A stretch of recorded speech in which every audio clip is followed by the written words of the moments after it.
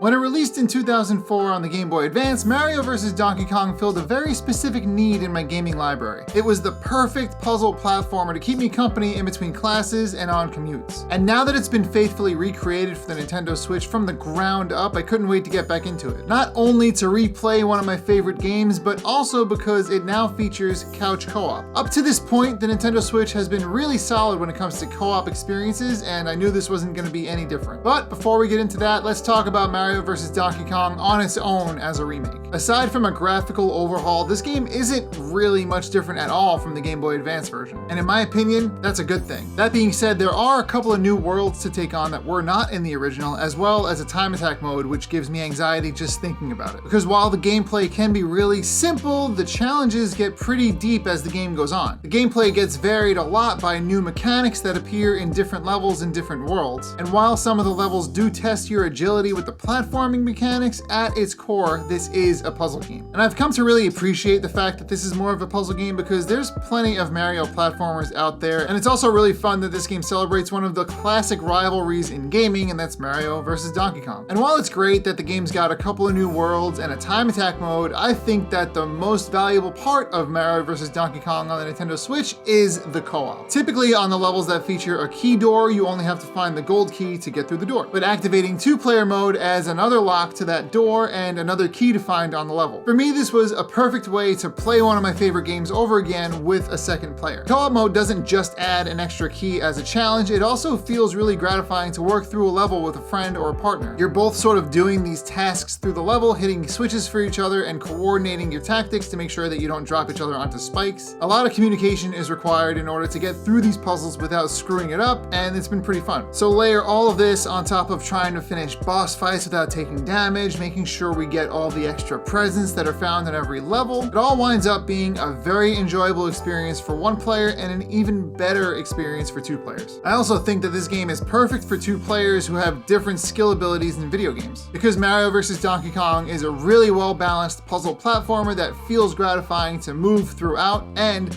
puzzles are very fun to solve. And while the difficulty does ramp up here and there, it doesn't ever become unforgiving, and there are some worlds that are easier than others. In my experience, the lava world is the most stressful and frustrating, and it's followed up immediately by a very gentle world that has flowers that move wind in one direction or the other. You'll never really hit a difficulty wall in this game. If anything, once those difficult sections are done, you're rewarded with something a little more easygoing, which is then followed by something difficult again. And as a returning player, I'm excited to dig into the time attack mode when we're finished with the campaign, because there are certain levels that even on normal mode, the timer creeps up on you pretty quick. Mario's like, hooty, hooty, and then you gotta make sure that you're rushing through the level to finish this puzzle, trying to find the key and climb as fast as you can, and before you know it, you're out of time. But that's also okay, because failing in this game isn't really that catastrophic at all. If you run out of lives in a regular Mario game, you often lose all your progress in that world and you're sent back to the first level, but in this case, you just lose all your progress on the level that you lost on. So the game's not only friendly to newcomers, it's fun for people who are returning to the series, and it's really awesome as a co-op experience. And on top of all of that, Nintendo managed to recapture not only the graphical charm of the original, but the music is awesome as well. Even the title screen music is a bop in itself. It's the perfect combination of nostalgia and jazz, and I'm here for it.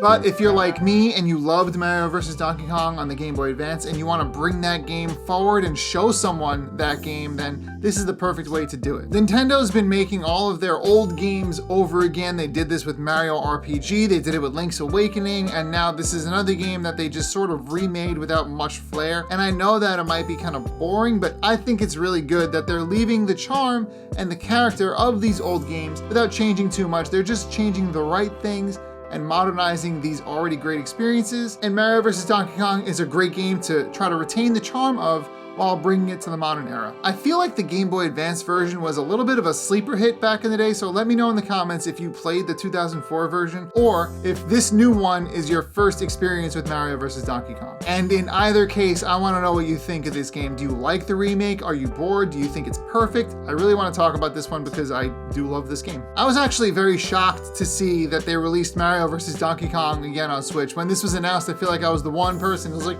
yeah, Mario vs. Donkey Kong, while everybody else was like, what is that game? So, you know, I do feel like not a lot of people were that excited about this remake, but I was stoked. And the fact that it didn't just wind up as a game on Nintendo Online and that was it was very surprising to me. Almost makes me wonder if they're gonna work on more games in the Mario vs. Donkey Kong series. Remember, if you liked the video, make sure you like the video. It really helps me out. And if you really like the video and you wanna see more of this, then make sure you subscribe to my channel. Anyway, thank you very much for watching my video and letting me talk your ear off about Mario vs. Donkey Kong, and I will see you in the next one.